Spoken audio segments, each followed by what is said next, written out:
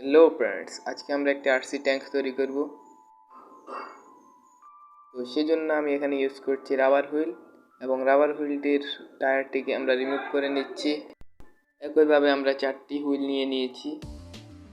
এখন ট্যাঙ্কটির বডি তৈরির জন্য আমরা একটি পিভিসি শীট ইউজ করছি এবং ইউজ করছি দুটি গিয়ার মোটর।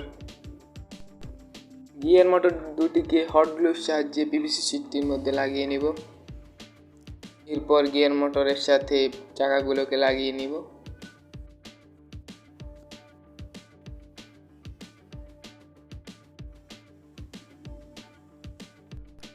এখন আমরা সামনের হুইল দুটিকে লাগিয়ে নিব পিভিসি শীটটির সাথে। তো এখানে আমরা হট গ্লু ইউজ করছি। এখন ট্যাঙ্কটিকে আরও মজবুত করার জন্য আমরা এখানে ব্যাম্বো স্টিক ইউজ করছি। এটি হচ্ছে আমাদের 4 চ্যানেল রিসিভার। এখন আমরা রিসিভারটিকে লাগিয়ে নিচ্ছি। এখন আমাদের ট্যাঙ্কের বেল্ট হিসেবে আমরা দুটি ইলাস্টিক ইউজ করছি। এখন আমরা একটি 3.7 ভোল্টের মোবাইল ব্যাটারি লাগিয়ে নিচ্ছি। সবগুলো ওয়্যার কানেক্ট করা শেষ। এখন আমরা এটিকে টেস্টিং করব।